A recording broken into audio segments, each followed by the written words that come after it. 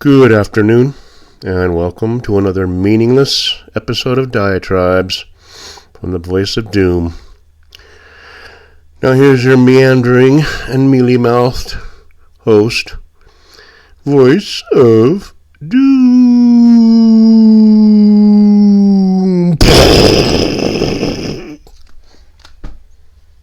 Hello. Alright. Figured I'd do a diatribe for no reason.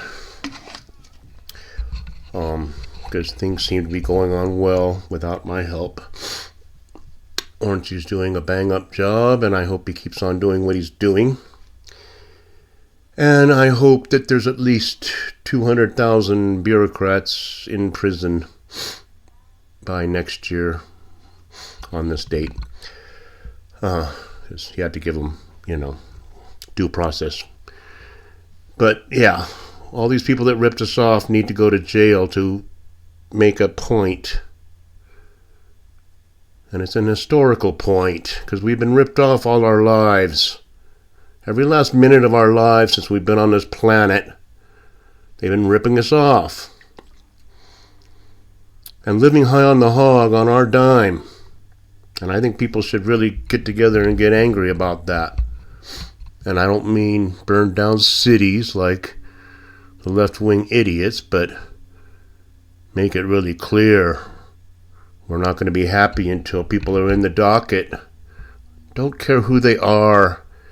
55-year-old career bureaucrats who have been embezzling for years, or creating shell companies, or just doing things with the money that, enriches themselves. Here's $500 to go to the grocery store. I work at a restaurant. Go buy stuff. I'll take the money and spend 10% of it, and I'll keep the rest and tell them that it was the prices. Whatever. It's just an example. So, Muskie's come up with this idea now. He goes off half-cocked, and everybody knows it. He's not a politician. He's a businessman, so he comes up with an idea, and he runs with it. And so he wants people to account for what they did for a week, just to, take the temperature of the productivity of the federal force we have. And we all know a lot of them are doing nothing. A lot of them, it's been a running joke for decades how federal workers do very little, and they're told not to do much because if they work too hard, then there won't be any more work to do. And then somebody might get laid off. And then they won't make their $250,000 a year to enter data or do something of that nature. So Elon says, tell me what you did for a week. Well, all right. You can't go off half-cocked. And department heads are saying, come on. It's a good idea, but you can't have people in the FBI and in the CIA and in the Defense Department and everywhere else saying what they did this week because of national security. That's always a good excuse for everything. National security. You can't know what we do. If we can't know what they're doing, how secure are we? I mean, think about it. It was a brilliant statement nobody's going to hear. Now, I was thinking about my week, and my week was a very interesting one. Most of the days are the same.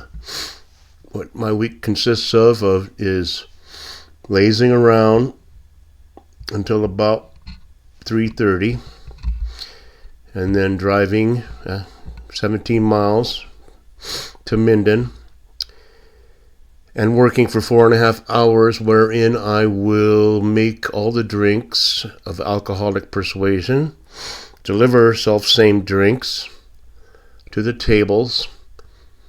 When I'm not doing that, I will either help bus or help with the overall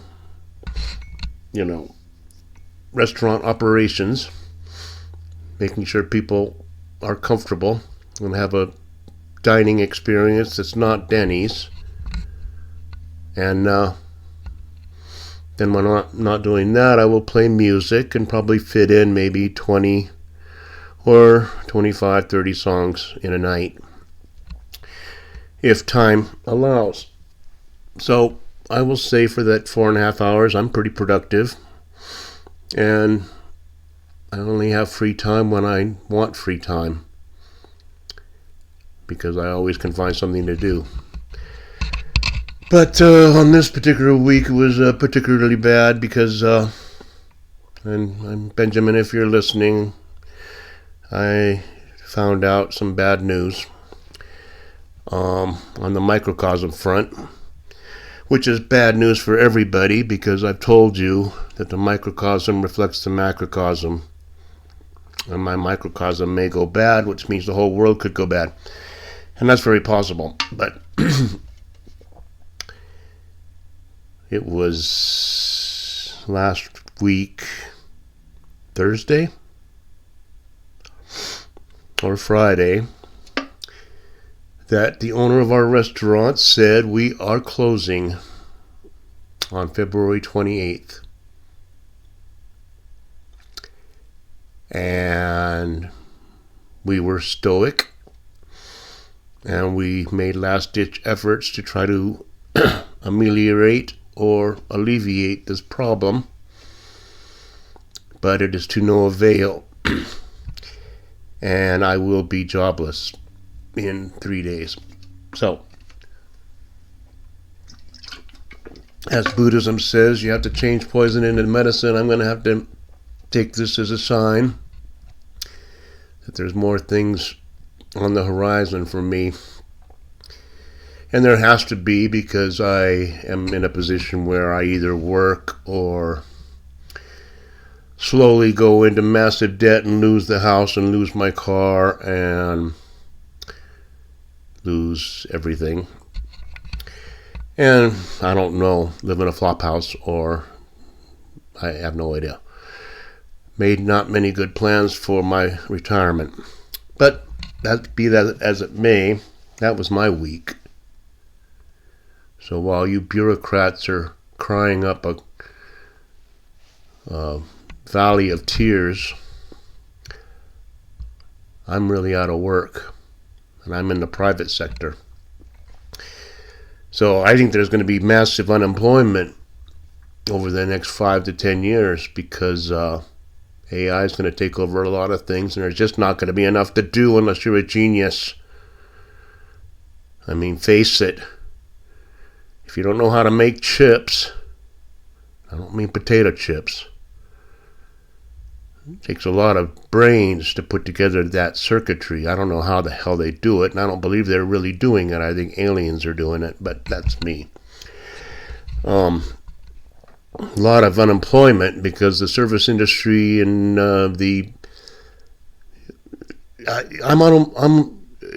call up customer service at a bank or any institution, medical. I'd rather talk to an AI. With their sophistication now, they can actually get things done faster, and I don't have to sit there on hold for 15, 20, 30 minutes only to be talking to somebody who doesn't understand what my problem is, or doesn't want to capitulate and give me back my late fee that they tagged on my bill because, well, it's due on the 2nd, but if you do it electronically, it's you got to do it 24 hours earlier. Bull crap. So little things like that cause life to be kind of miserable.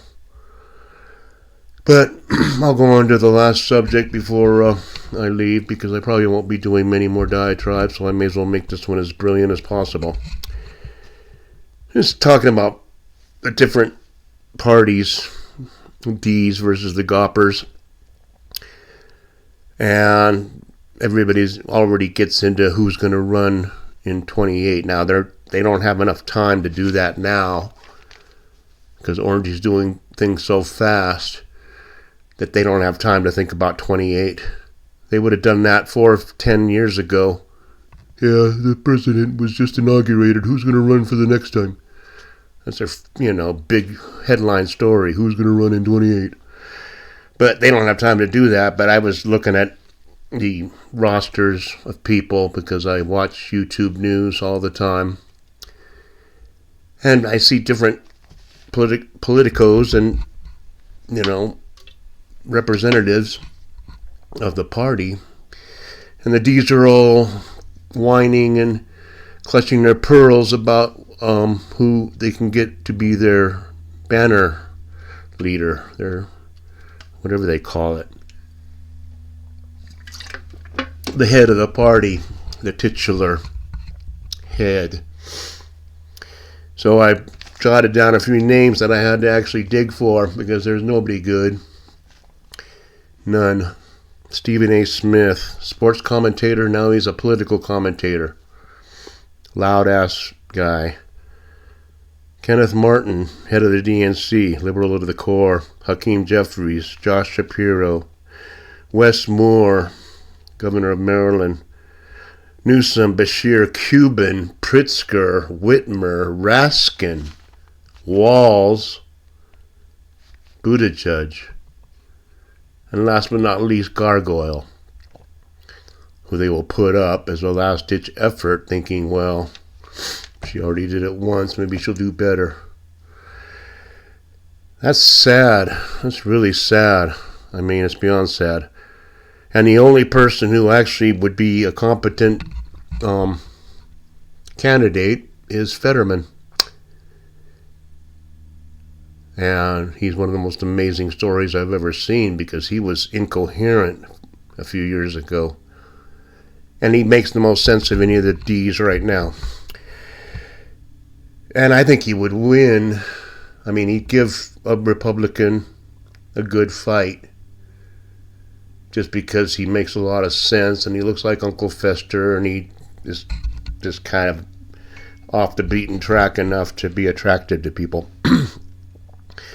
But who we have on the Gopper side, I didn't have to make a long list because the top people are so good that you really don't have to go too far to find good people for the Goppers. J.D. Vance, Vivek, Tim Scott, Pam Bondi, Kristi Noem, RFK, Gabbard. I could go on and on and on. And I noticed something about these two parties. I remember when I was a kid and teenager and we hated Republicans. They were all old farts, old fuddy-duddies. That, they just represented that big business, we called it. People who were only out for the rich. And they were racist. And the D's were cool, and the D's were young, and the D's were vibrant, and blah, blah, blah, blah. Well, look at it now. The D's are pathetic. Pelosi, Schumer, Kuntz, Schiff. They're either totally, extremely corrupt to the core, or they're just old stiffs. Or demons. It's just horrible. If I was a Democrat right now, I'd probably consider self-immolation. But on the Gopper side, we have young people. Pam Bondi, J.D. Vance, Vivek, Noem, Gabbard. I mean, come on. RFK's the oldest guy. And he's not that old.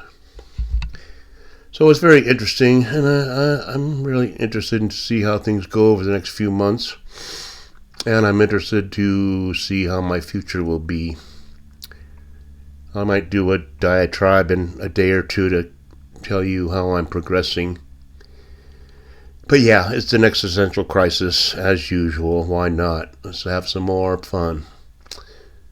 And yeah, it's going to be hard. Because I'm not that young. But I still need to work. Pretty pathetic. I'll tell you about my idea next time. I'm going to talk to Elon and send him a letter because I think he'll read it. about how we can take care of this retirement Social Security business once and for all. Give people real security. But it's my genius. I'll tell you about it next time. So I'll see you later, and thanks for listening. Bye.